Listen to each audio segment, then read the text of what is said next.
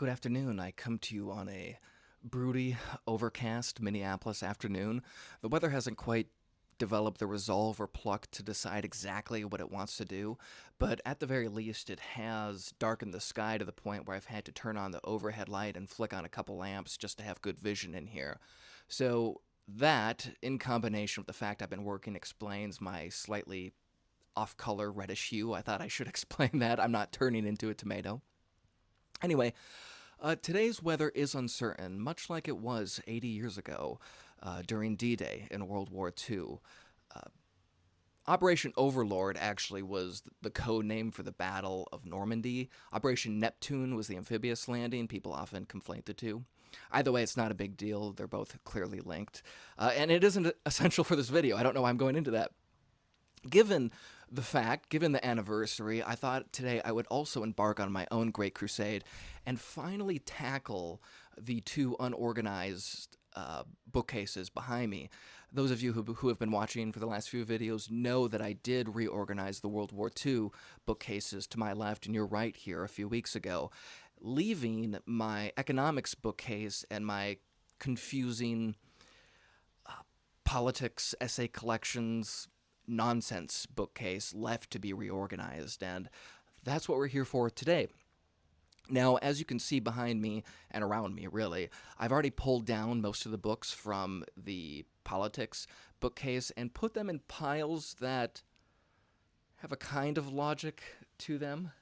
It's tenuous, I'll admit, but there's a kind of logic to them, and I thought this would be a good point to pull you all into the process. There are two bookshelves at the very top I haven't pulled any books down from because they're more or less going to stay the same. I'm going to reshuffle some of what is up there and then just proceed down from them.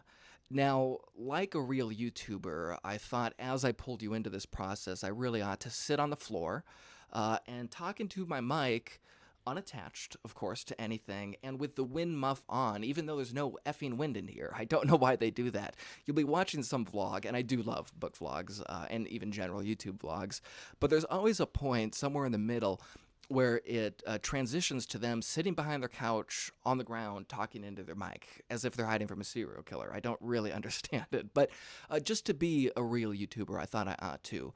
Now, of course, I couldn't bring myself to tell you guys a complete lie, so I did turn on the fan. There's a little bit of wind going on in here.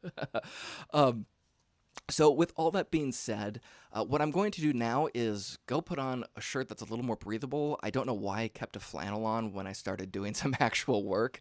And then after that, I'll bring you guys back in. We'll put the books back on the shelf, look at the organization, see what we think of it, and then move on to the economics bookcase. And when all is said and done, we'll take a glance at where the organization is at. Some of that might seem a little bit redundant because I did go over it in a kind of detail during my library apartment tour, but I do like it just as a visual record, and I know many of you find it interesting because, for example, while I'm out book shopping, very often it's the case where I'll see a volume in a set and I'll think to myself, okay, I'm pretty sure I have, I don't know, two of the three, and I'm missing one. Is it this one, or is this the one I have? And it's really convenient to be able to go back and look at the video.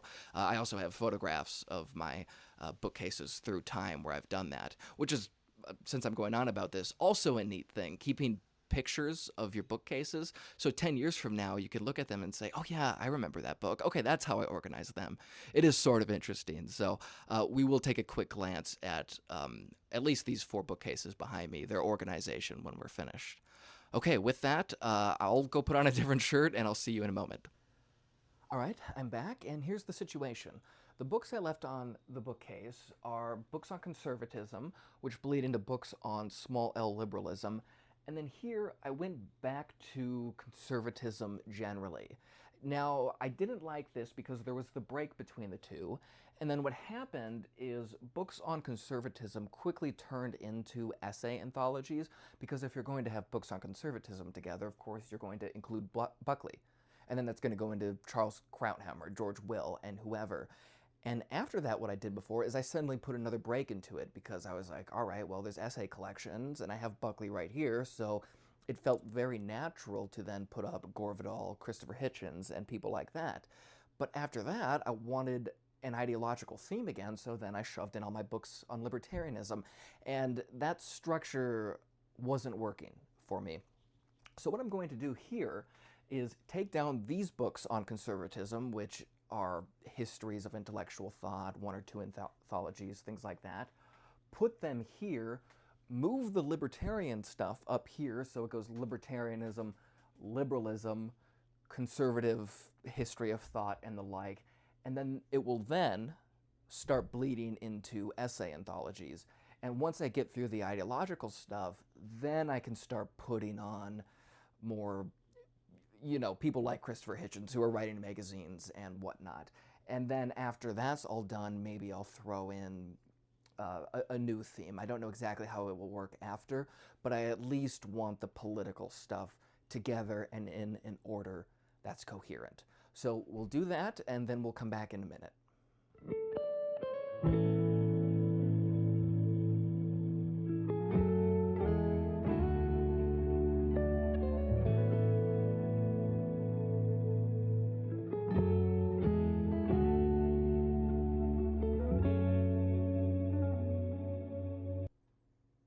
Just a small intermission here. The only thing I ended up doing differently than I had said a moment ago was putting up a few socialism books next to the liberalism books and far enough away from the libertarian books to prevent a fire from being started.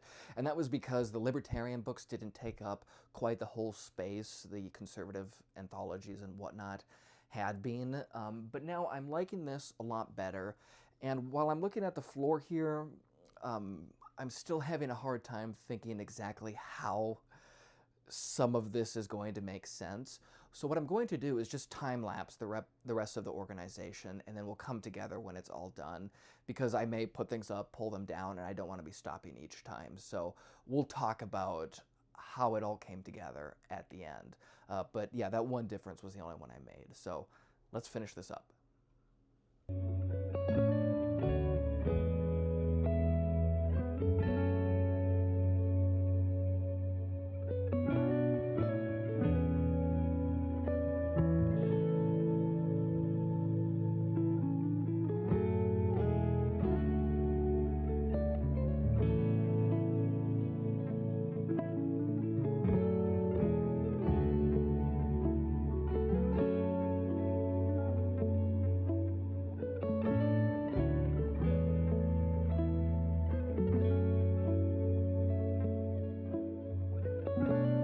All right, so that bookcase is done. I'm happier with it, but not totally pleased. I don't think I ever truly will be, so let's take a glance. We have old right and libertarian material. This is just books by libertarians and also on libertarianism, things like that. And then we go into books on liberalism with one book on Maoism, one on communism, one on socialism, and then one anthology of different writings about socialism. And then we go down and we have our conservatism anthologies, books on conservatism, and then stuff like this. This is actually an interesting eclectic anthology. And that bleeds into, of course, essays on individualism, and then very quickly a couple more anthologies, and finally we get into Oakeshott, Irving Kristol, Wright, Russell Kirk, plenty of Buckley, Krauthammer, George Will. And then down here we have some modern stuff, so Andrew Sullivan, P.J. O'Rourke. Some older stuff again, I just put it there because I wasn't sure where else to put it, the A.J. Liebling and Essential Littman and Pride of Prejudices, although I think the Liebling might move. And then we go into Gore Vidal, Hitchens, some stuff on Washington and just proper politics. Down here we then quickly move into ideas books, I would call them. And finally, a little further down, ideas turns into philosophy material, some intellectual history, some more essay collections. And here at the bottom, we have more traditional essay collections that aren't really explicitly or specifically or entirely related to politics. And then newspaper stuff, basically, magazine stuff. And a few things like a book of one's own where I wasn't entirely certain where to put it. Maybe there's another bookshelf for that, but I'll think about that more. Either way, it's a lot cleaner. The only stuff that didn't get reshelved are these Liberty Fund editions, and those paper towels, I should say, are from when I was wiping down the bookcases, and then a hammer because I was putting up more wall art. But anyway, these are Liberty Fund editions that are more U.S. history than anything, so they'll move over to that bookcase. So at worst, I'm happier with at least half of the organization, I would say, and it doesn't look quite so messy. So that's that bookcase, and now we'll look at economics. I did get rid of some books, but not enough. Like I said, we will just, I think, start on it. Start moving stuff around. I'll time lapse that too, and we'll see how it goes. I may have to stop a little bit between videos and just stare at the bookcase and think about it for a minute, but you guys won't see that. So let's move into the next section now.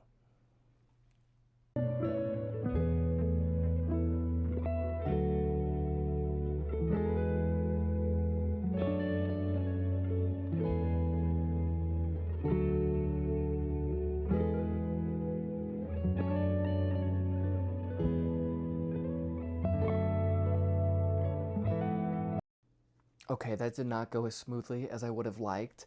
Initially, I was keeping more or less the initial structure, where I had the economic history up top and then was moving down from there. But some transitions were giving me issues, so I scuttled that whole project and decided to put my bread and butter stuff at the very top, which does make a bit more sense because as I'm sitting down, I'm more likely to look up at it and it will be easier to see. Whereas a lot of that previously was at the bottom bookshelves of this bookcase, and that did cause some issues every now and then. So that was probably a fortuitous thing, even though it involved more moving of books. Now, I'm still not entirely pleased with the way this is set up. I don't think I'm ever going to be entirely pleased with any arrangement, but it's sensible and it gave me a really good idea of what I don't have. Of course, whenever you're dealing with your bookcases and you're extremely familiar with the subject and you're putting them in thematic order, all of a sudden you're going from, you know, classical economics into newer economics, and you're like, oh gosh, I'm missing this, this, this, and this, and it would take up so much more space if I had those. And it gave me a lot of ideas of what I need to keep an eye out for next time I'm used book shopping, or maybe just buy online, because frankly, you don't see a lot of this stuff in used bookstores because nobody reads them except for me. So with that being said, let's take a look at this bookcase in more detail. I don't think I'm going to do a general overview of these shelves, although now that they're pretty much in order, there'll be small, things I move around because I was throwing like books together, and I may want to move them into a more logical order. But what I'm saying is maybe a more detailed library go-through is called for. I'll think about it. That would take a lot of time, and I don't always have a lot of time. But the last piece in the puzzle in terms of my books now are the biographies in the bedroom. I have a friend who's getting rid of a small bookcase and said I could have it, and there's a perfect little spot for it, so that will at least let me spread them out a little more. I don't think it'll be totally clean in there because almost every shelf is double rowed, but it will be significantly better. But anyway, let's take a look at this bookcase and we'll call it a day. Starting at the top here, we have this great Liberty Fund set of Israel Kirzner, edited by Peter Bettke. I'm missing a few, but I think I have most of them there. And then we get into Armin Elchen, Friedrich von Hayek, Ludwig von Mises, and then Mises spills onto the next shelf.